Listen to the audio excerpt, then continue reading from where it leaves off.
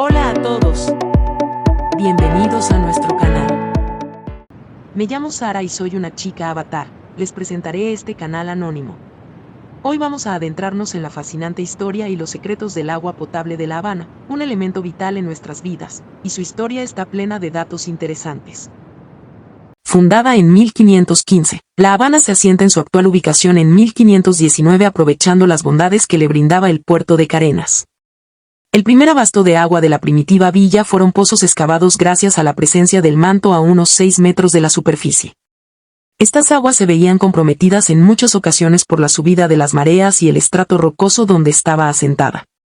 En aras de mejorar la calidad de las aguas se decidió abrir un nuevo y mayor pozo alejado de las cercanías del puerto, en lo que fuera luego el Campo de Marte o Parque de la Fraternidad. Este era conocido como La Noria, debido al artefacto utilizado para extraer el agua del mismo utilizando la tracción animal.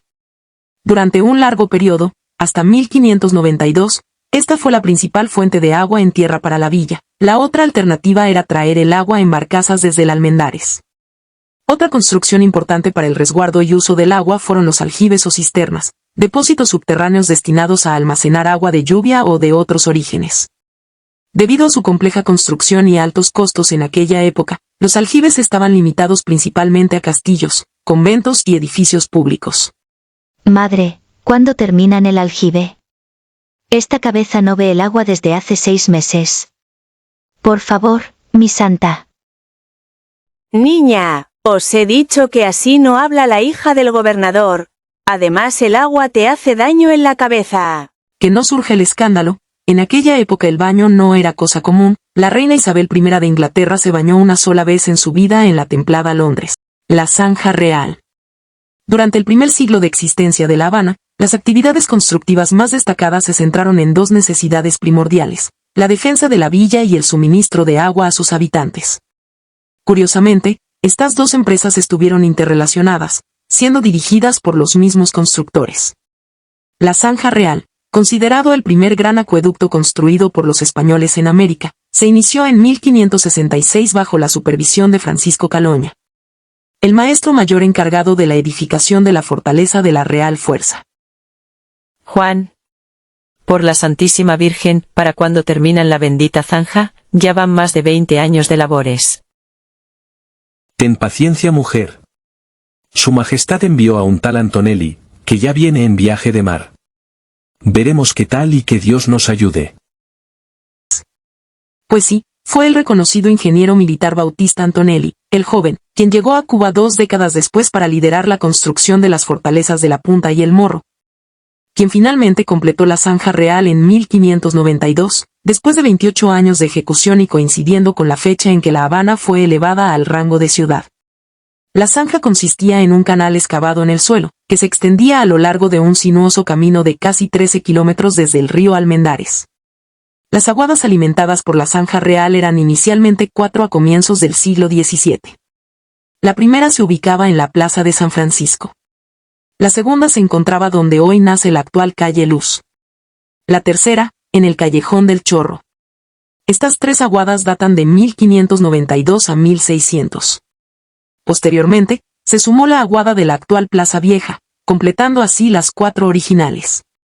En 1634, se construyó una quinta aguada junto a la fundición, en el lugar que después ocuparía la maestranza. Las aguadas eran depósitos de agua dulce, como cisternas o pilones, destinados al abastecimiento público en la ciudad. Y entonces les surge la pregunta, ¿solo 5 puntos? Sí, pocos. Los vecinos más pobres acudían al más cercano, pero por esta razón surgió el oficio de aguador o aguatero, que llenaban sus toneles en estos puntos y hacían recorridos por la ciudad programados cada 2 o 3 días sirviendo a un precio módico el agua a las casas y negocios. Estas aguadas, sobre todo en época de lluvia, se contaminaban mucho. El agua que llegaba a los ciudadanos resultaba viscosa y siempre estaba contaminada, haciendo su consumo peligroso. Los habitantes intentaban purificarla en vasijas de madera y barro. No debe dudarse que muchas de las enfermedades contraídas por los pobladores, como disentería, fiebre tifoidea y cólera, se debieron a la mala calidad de estas aguas. Por esta razón, se fue haciendo necesario cubrirlas para protegerlas en lo posible. Ya en el siglo XVIII, Además de los canales descubiertos que conducían a los pilones públicos donde la población acarreaba el agua, existían también cañerías de fábrica, vinculadas a la conducción por presión, que entonces funcionaban con surtidores y constituían un paso de avance en la aplicación de la hidráulica. En resumen, a lo largo de su recorrido la zanja servía de agua a las fortalezas, conventos, cuarteles, buques en el puerto, hospitales y edificios importantes, así como a los vecinos en general por medio de las fuentes públicas, ya que la mayor parte de ellos no podía pagar las pajas de agua y mucho menos los costosos aljibes que eran patrimonio de los ricos de la época. Acueducto Fernando VII. Durante el gobierno de Francisco Dionisio Vives de 1823 a 1832, el intendente de Hacienda Claudio Martínez de Pinillos, conde de Villanueva, impulsó la construcción de un nuevo acueducto para reemplazar la zanja real, una infraestructura que ya no satisfacía las crecientes necesidades de la ciudad. El acueducto de Fernando VII, cuya construcción se inició en junio de 1831 bajo la dirección de Manuel Pastor y Nicolás del Campo, fue finalmente completado en 1835, durante el mandato de Miguel de Tacón. Este ambicioso proyecto representó una notable mejora en la infraestructura sanitaria de la época, ya que transportaba el agua a través de tuberías desde los antiguos molinos del rey hasta la ciudad. Un avance significativo en comparación con la zanja real, donde el agua fluía a cielo abierto, expuesta a la contaminación. El nuevo acueducto no solo incrementó el número de tomas de agua disponibles para edificios públicos, sino que también permitió el suministro de agua a numerosas residencias a través del innovador servicio de plumas o llaves. Adicionalmente, facilitó la instalación de más de una decena de fuentes ornamentales que embellecieron las principales plazas y paseos de la capital, convirtiéndose en un elemento característico del mobiliario urbano de la época. A pesar de estas mejoras, el acueducto de Fernando VII no alcanzó la eficiencia esperada, principalmente debido a la capacidad limitada de los estanques y la lentitud de los filtros. La descarga de agua resultó ser menor de lo proyectado, y durante las crecidas del río Almendares, el agua tendía a enturbiarse, afectando la calidad del suministro. Resumen, ni el acueducto, ni los 895 aljibes y 2.976 pozos resolvían el problema del agua. El acueducto de Alvear. En 1848, Francisco Alvear y de Lara fue nombrado director de Obras Públicas de la Real Junta de Fomento. Alvear, ingeniero de profesión, nació en La Habana en 1816, y siguiendo la tradición familiar, a los 19 años se trasladó a España para formarse en la Academia del Real Cuerpo de Ingenieros. Al momento de su designación, los barrios extramuros de La Habana ya estaban desarrollados, y la ciudad se había expandido hacia el suroeste, con el surgimiento de la barriada de El Cerro como zona de veraneo.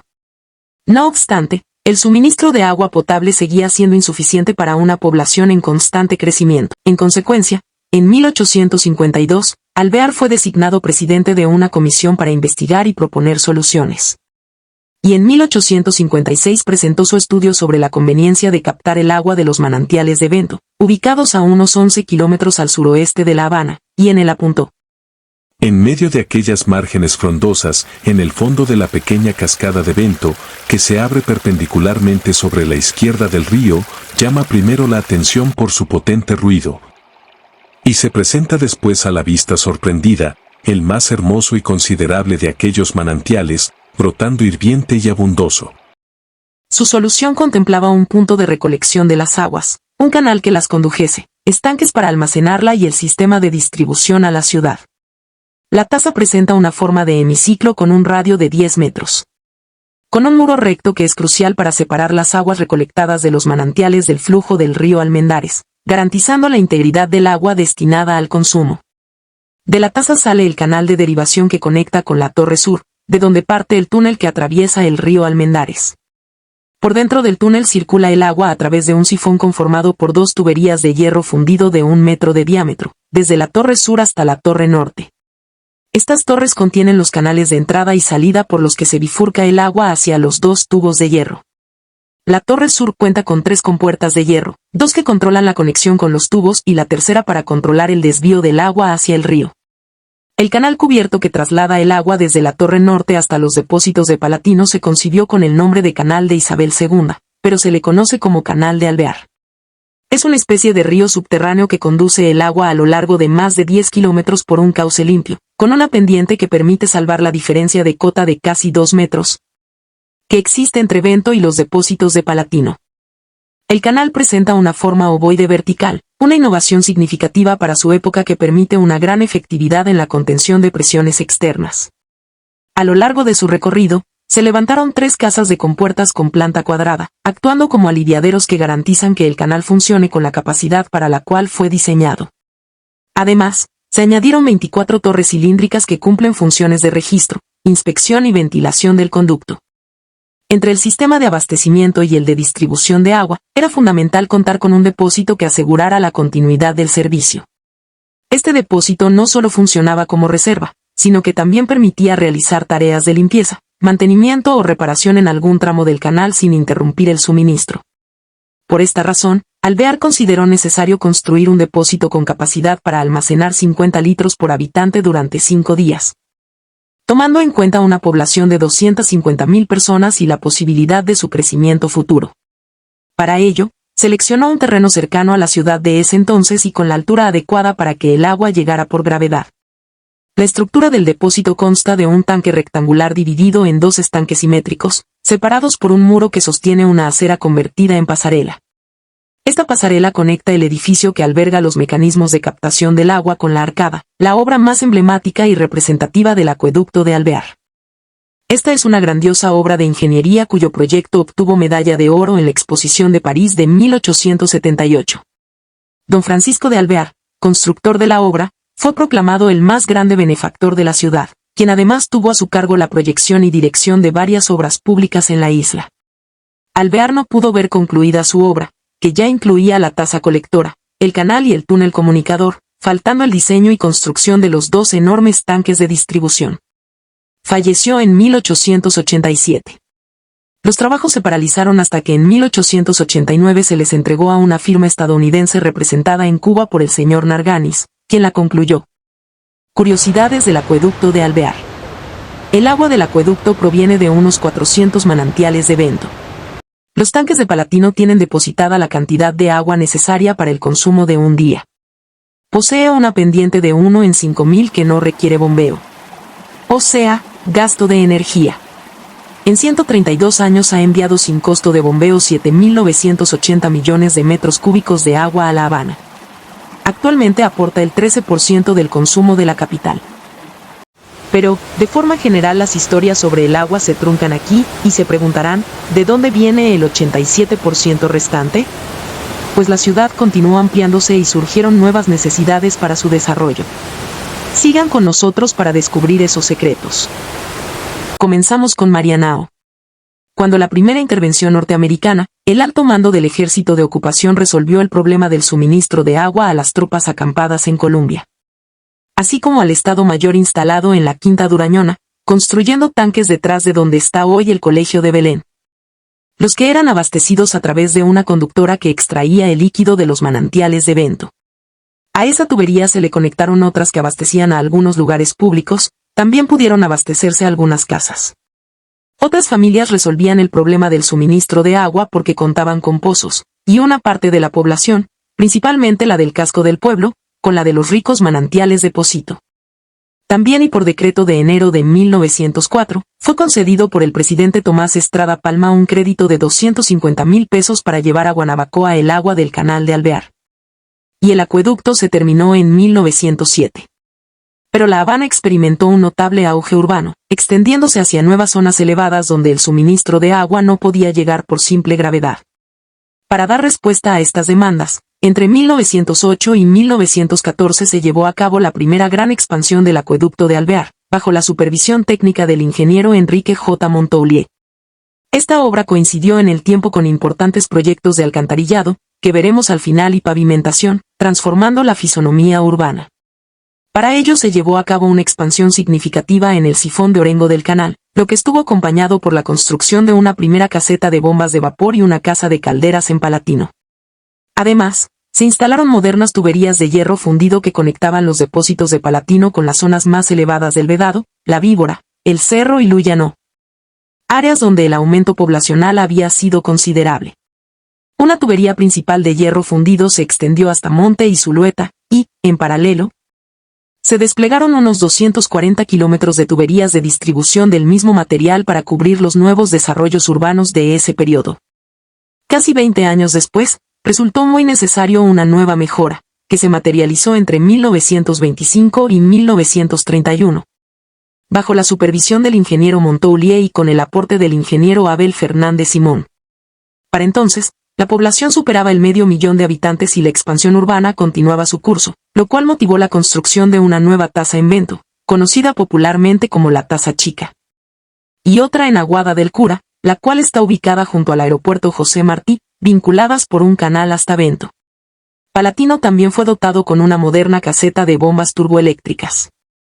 La modernización del acueducto dio un paso clave con la tercera ampliación, realizada entre 1947 y 1948 bajo la dirección del ingeniero Fernández Simón. Se instaló un conducto de 66 pulgadas de diámetro que conectaba Mazorra, pasaba por Bento y llegaba a Palatino, permitiendo transportar hasta 40 millones de galones de agua diarios desde la Taza de Aguada del Cura directo a los depósitos de Palatino. Gracias a esta mejora, se optimizó notablemente el suministro en barrios como Vedado, Luyano, La Víbora y El Cerro, y por primera vez pudieron abastecerse zonas como el Reparto Los Pinos, Arroyo Naranjo y Calvario. En 1949, se construye la nueva represa de hormigón en el Almendares con una estructura sólida de rampas, delantales y coladores que evitarían la tupición de las compuertas que controlarían los niveles del río en las crecidas, garantizando el equilibrio del sistema necesario para mantener la corriente en el río, la calidad del agua en el acueducto y el mantenimiento de toda el área. No obstante, a medida que avanzaba el siglo, resultó imprescindible la creación de más acueductos para complementar el histórico sistema de Alvear. Entre las nuevas e importantes infraestructuras que se sumaron estuvieron Cosculluela en 1949. Esta fuente de abasto está ubicada en terrenos junto al Reparto Fontanar, poseía 10 equipos grandes de bombeo, con conducto de salida de 32 pulgadas de diámetro, que impulsaban 500 litros de agua por segundo, un volumen de 43.200.000 litros al día a Playa y Marianao. Fuente de Paso Seco en 1950. Los pozos de Paso Seco se encuentran en la zona donde después se construyó el Parque Lenin y en sus inicios bombeaban 30 millones de galones diarios y abastecen los municipios del sur, o sea Boyeros y Arroyo Naranjo. Cuenca Sur en 1955. El 10 de octubre de 1955, se inauguró el nuevo acueducto de la Cuenca Sur, que abastecía al 58% de la población de La Habana a partir del caudal que se extrae de 19 pozos, que alcanzan como promedio 220 litros por segundo cada uno durante 24 horas diariamente. Esta cuenca de agua subterránea se encuentra a más de 30 kilómetros de la Taza de Bento, en la actual provincia de Mayabeque. Fue una gran inversión de más de 145 millones de pesos. Se requirieron la instalación de 33 kilómetros de tuberías, 20 pozos con sus 20 bombas, una planta eléctrica con varias unidades de 1500 kV. Esta fuente de agua de alta calidad abastece los municipios centrales de Habana Vieja, Centro Habana, Plaza, Cerro y 10 de octubre. Planta de filtros 1974. Se construyeron 3 embalses La Coca, La Zarza y Bacuranao y una planta de filtros, destinados a dar agua principalmente al municipio Habana del Este y parcialmente a los de Regla y Guanabacoa con una población de más de 400.000 personas. La Coca y La Zarza embalsan sobre el río Guanabo 11.8 y 17.4 millones de metros cúbicos, respectivamente. Y la Bacuranao 14.6 millones de metros cúbicos sobre el río de ese mismo nombre. Meireles Nuevo 1978. Esta fuente de abasto se encuentra cercana al aeropuerto José Martí y da abasto al municipio Boyeros. Pozos en el Cotorro 1980. Esta fuente la componen 5 pozos más los de Benigno y San Francisco. Se encuentra al final del Cotorro y dan abasto a este municipio y San Miguel del Padrón, Regla y Guanabacoa. El acueducto El Gato es el mayor de Cuba. Se encuentra ubicado en las proximidades del pueblo de Catalina de Güines en la provincia Mayabeque. El sistema tiene asociado una población actual de 370.000 habitantes y realiza una entrega de aproximadamente 7.66 millones de metros cúbicos al mes, que representan aproximadamente 92 millones de metros cúbicos anuales. El acuífero que soporta la extracción que realiza el sistema pertenece a la cuenca subterránea Jaruco, Aguacate. El sistema tiene un campo de pozos, con 17 equipos que bombean hasta un depósito pequeño de 5.000 metros cúbicos mediante una conductora de acero de 1.5 metros de diámetro, Desde el depósito pequeño el suministro se realiza aprovechando la gravedad hasta los llamados depósitos principales de 30.000 metros cúbicos cada uno mediante una conductora de 1.6 metros de diámetro de hormigón con centro acero. Esta fuente abastece todos los municipios del este de La Habana. También se perforaron pozos en El Rincón en 1990 que sirven los municipios centrales, Cangrejeras en 1994 que sirve el municipio Playa y la más importante Ariguanabo.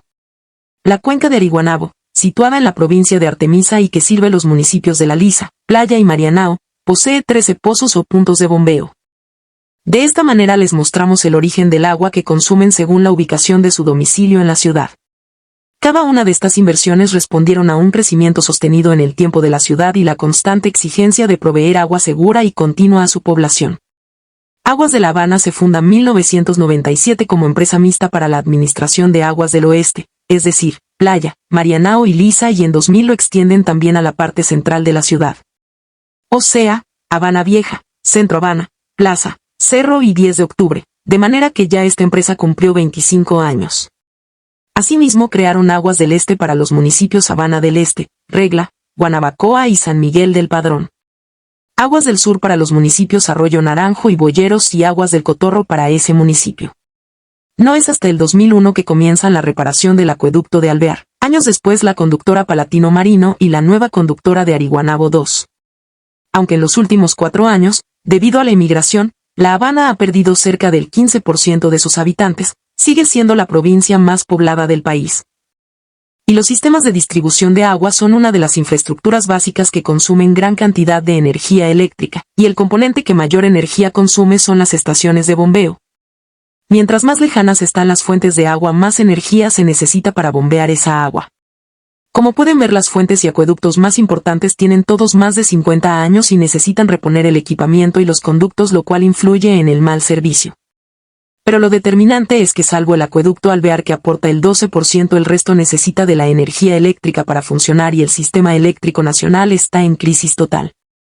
En los primeros 15 años de este siglo la mayoría de las zonas de la ciudad recibían diariamente el servicio de 4 a 6 horas. Ahora el servicio es cada 3 o 4 días, o sea, la involución es patética.